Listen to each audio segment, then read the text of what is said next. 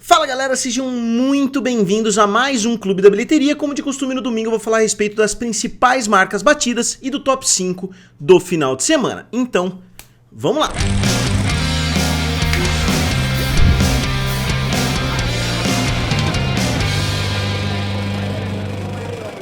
Então pessoal, eu sou o Felipe aqui do canal Triplo F, também do canal Guerra dos Streamings, e nessa semana a gente viu dois novatos liderando o final de semana, derrubando o filme que liderou na semana passada para a terceira posição, e o filme que ficou na primeira posição foi justamente o filme Meninas Malvadas, que na verdade é uma continuação, do filme de 2004. O filme continua sendo produzido, foi criado ali e roteirizado pela Tina Fey, que é uma artista que eu gosto bastante. Eu sou muito fã de 30 Rock, eu gosto muito do tempo dela no Saturday Night Live. Eu acho que tem muitos momentos sensacionais da Tina Fey. Eu gosto inclusive da apresentação dela, do Globo de Ouro. Eu achei muito boa, dela com a Amy Poehler. E esse filme das Meninas Malvadas parece que é um musical, Agora todos esses filmes novos que estão saindo parece que estão trazendo esse elemento, de ser um musical. Muitos filmes pelo menos estão fazendo isso mais recentemente.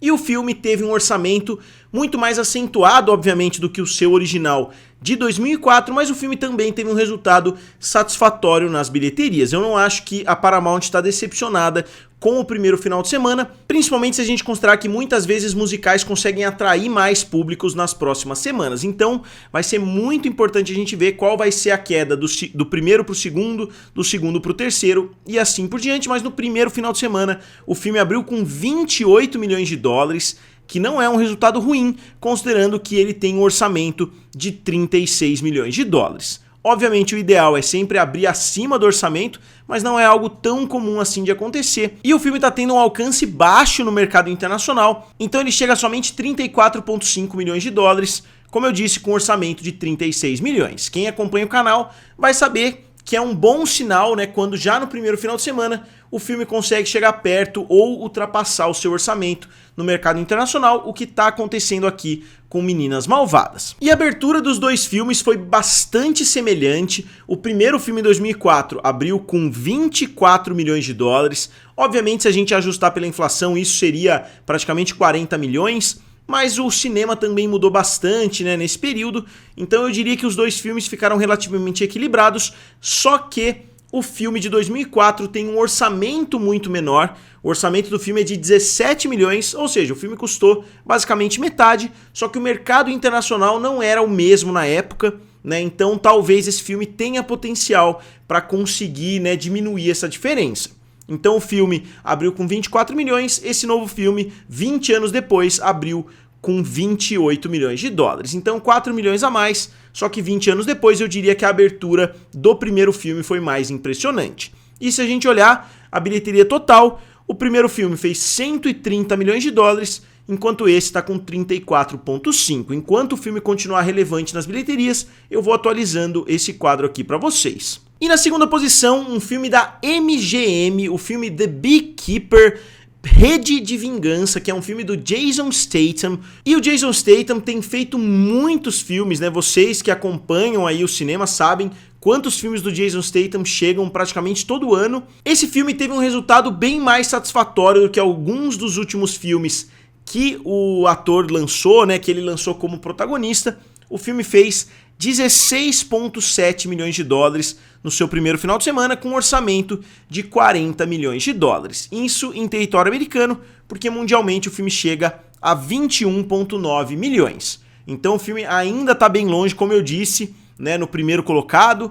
É muito bom quando um filme consegue chegar próximo do seu orçamento, o que esse filme ainda não fez. Ele fez 21 milhões, o filme custou 40, então ele teria que ter um multiplicador muito bom para se tornar lucrativo, Então ele teria que ter um multiplicador 4, um multiplicador 5, pelo menos, para começar a pensar em ser lucrativo, o que não parece que vai acontecer, principalmente se a gente olhar o histórico aí dos últimos filmes do ator. Ele tem muitos filmes sendo lançados, muitos deles, quando ele é a única estrela, muitos deles são fracassos. E aqui eu decidi pegar desde 2013 os primeiros filmes originais, né? Ou seja, filmes que não fazem parte de uma grande franquia. Então aqui eu não estou considerando os filmes do Velozes e Furiosos, eu não estou considerando, por exemplo, The Meg 2, que já é uma sequência. Eu estou considerando somente primeiros filmes que foram lançados com o Jason Statham como protagonista. Começando com o filme Parker, que fez 46 milhões. Aqui eu ia colocar o orçamento de cada filme, o primeiro final de semana de cada filme, mas eu não acho que valeria a pena ali abordar tão a fundo tantos filmes assim. Eu coloquei somente um X se o filme foi um fracasso, ou seja, se ele fez menos do que o dobro e mais um pouco ali, né, nas bilheterias do que o seu orçamento. Então o filme Parker foi um fracasso, o filme Hummingbird foi um fracasso com somente 12 milhões de dólares, o filme Homefront custou 20 milhões e fez 51, então foi um filme que ficou mais ou menos ali na faixa para ser bem sucedido. Depois o filme Wild Card fez somente 6 milhões de dólares, então foi mais um fracasso. O filme The Meg, que é um filme com Jason Statham, né, mas tem outros elementos importantes, né? Então o filme foi um sucesso. O filme Wrath of Man foi um sucesso com 104 milhões de dólares. Operação Fortuna foi um fracasso gigantesco, né? Um filme do Guy Ritchie, fez 49 milhões. E agora The Beekeeper, eu coloquei pontos de interrogação porque realmente a gente ainda não sabe se esse filme vai ou não ser bem sucedido. Se eu tivesse que apostar, eu acredito que ele não vai conseguir. Vamos dizer que se o filme tem um orçamento de 40 milhões, ele teria que fazer pelo menos uns 100, 110 milhões para se tornar lucrativo. Eu duvido muito que isso vá acontecer, considerando que o filme, né, não teve uma abertura muito boa. O filme está tendo notas positivas, o que é algo estranho, né, também para filmes do Jason Statham. Mas eu acredito que o filme vai ter que ter pernas muito longas para conseguir atingir esse número, ou vai ter que fazer muito sucesso em algum mercado internacional. O que é possível, vai depender também do resultado desse filme em território chinês, porque a China adora o Jason Statham, né? O filme The Meg prova isso. O filme fez grande parte da sua bilheteria em território chinês. Então resta a gente aguardar. Eu acho que em território norte-americano o filme não vai ter uma performance muito boa assim. E aí na terceira posição, um dos maiores destaques de 2023, com certeza o filme vai ser reconhecido como uma das grandes surpresas do ano, ficou o filme Wonka. Eu vi muitas pessoas falando que o filme seria um grande fracasso, que o filme não traria tanto dinheiro assim. Eu previ, né, no meu vídeo de previsões, uma das poucas previsões mais acertadas que eu fiz. Eu previ o filme nessa casa de 500 milhões. Então, eu acho que de 20 e poucas previsões que eu fiz, foi uma das 2 ou 3 que estavam bem certeiras. O filme Wonka fez mais 8,3 milhões de dólares, caindo 40% do final de semana passado para esse. E o filme ficou algumas semanas aí na liderança, caiu, depois retornou. Então o filme chega a 507 milhões de dólares, se tornando um grande sucesso. O filme teve um orçamento de 125 milhões de dólares, que é um orçamento acentuado, mas não é um orçamento muito alto, né, na casa de 180, 200, 220 milhões, que é o que a gente tem visto constantemente por aí nesses grandes blockbusters. O filme está sendo muito acertado, né, para Warner, ele está conseguindo trazer muito dinheiro e com certeza já é bastante lucrativo. Além de ser uma marca muito grande, né, marca de chocolate, assim por diante, então eu acredito que esse filme vai trazer dinheiro de várias outras formas para Warner também. E aqui o comparativo entre os 3 filmes, Willy Wonka and the Chocolate Factory, né, que é o primeiro, o segundo é o Charlie and the Chocolate Factory e o terceiro é somente Wonka. A gente vê que esse filme já está bem na frente dos outros 2. O pessoal adora falar, né, que o primeiro filme é um dos grandes clássicos e assim por diante, mas o filme foi um fracasso no momento do seu lançamento, enquanto o segundo filme, o Charlie, né, foi um grande sucesso, né, dirigido pelo Tim Burton e etc. E esse filme conseguiu bater, inclusive, o resultado do filme que foi lançado aí no meio. O filme anterior está com 474 milhões de dólares, que obviamente, ajustado pela inflação, seria mais, né, do que os 507, porque o filme foi lançado lá em 2005, mas de qualquer forma eu acho que os 2 filmes são sucessos relativamente parecidos. Na quarta posição, o filme Todos Menos Você se tornou a maior comédia romântica do ano de 2023, o que mostra, né, 2 coisas: que esse filme teve pernas mais longas do que esperado e também que comédia romântica é um gênero que hoje é quase exclusivo dos serviços de streaming. A Netflix lança muitas comédias românticas por ano, os outros serviços também, o Hulu lançou algumas esse ano, então eu acho que o mercado continua existindo para esse tipo de filme, mas as salas de cinema não são mais o local mais adequado, né, digamos assim, porque um filme que fez 50 milhões de dólares mais ou menos nos Estados Unidos, já é o primeiro colocado nesse quesito no decorrer do ano inteiro.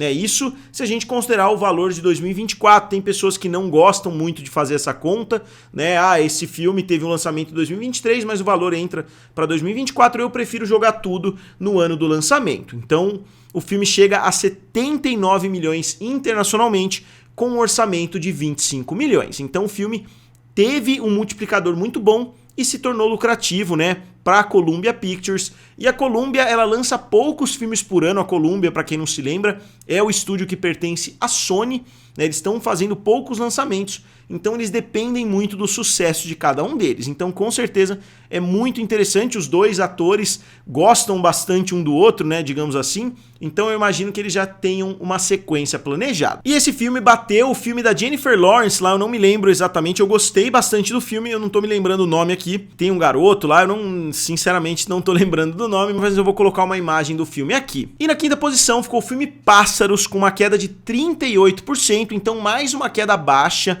O filme teve um orçamento de 72 milhões de dólares e trouxe mais 6 milhões nesse final de semana para um total de 174 milhões de dólares. Então, vocês veem mais uma vez a importância de um orçamento adequado. Esse filme já está sendo lucrativo, provavelmente nas próximas semanas já vai começar a dar lucro, para Illumination Entertainment, que pertence à Universal.